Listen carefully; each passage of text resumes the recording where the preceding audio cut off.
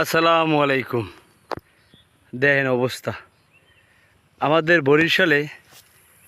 মানুষে কিন্তু আগে আউশ এবং মোড়া ধান দিত, বছরে 2 বার খন্দ ওই তো আর কি। কিন্তু এখন মানুষে বেশিরভাগ ইরি ধান দেয়, কারণ ইরি ধানে লাভবান হয় আর কষ্টও বেশি, যেটা আউশ ধানে আর দিয়া মোড়া ধানে কষ্ট লাগে না, কিন্তু ইরি ধানটা বেশি কষ্ট।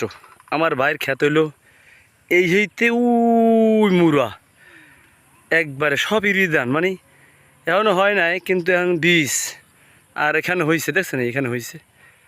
আর দেখেন পুরো এলাকা, মানে এই জমিটাই মানে সব ইরি ধানের জমি, দেখছেন, মানে এখন হয় নাই বীজ আর কি, এই জন্যে।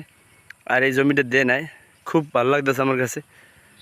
আর এত সুন্দর একটা পরিবেশ দেখেন, খুব ভালো লাগতেছে, দেখছেন। দোয়া করবেন আমার বাড়ির জন্য, জানো আল্লাহ পাক ওর আশাটা পূরণ করেন। একবার উই মাথা দেখছেন উই। আর এই যে তারের খাম্বাগুলো, এই তারের খাম্বা আপনারা জানেন যে পটুয়াখালী পায়রা বন্দর থেকে কারেন্ট উদ্বোধন করে।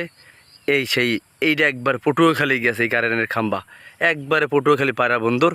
আর এখান থেকে গেছে একবারে বরিশাল ঢাকা, একবারে বরিশাল ঢাকা, ঠিক আছে। যাই হোক, যে যেখান থেকে ভিডিওটা দেখবেন, যারা কৃষি করেন, যারা ইরিদান করেন, তাদের জন্য এই ভিডিওটা করা। অবশ্যই ভিডিওটা লাইক শেয়ার করবেন, কমেন্ট করবেন। আর দেখেন গরু দেখছেন, এই ভালো থাকবেন সবাই।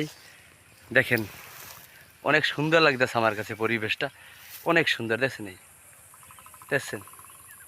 ভালো থাকবেন সবাই, সবাই আমার জন্য দোয়া করবেন। আমি বরিশালে আছি, আর আমার দেশের বাড়ি বরিশাল, দেখছেন খুব পরিবেশটা অন্যরকমের। আসসালামু আলাইকুম।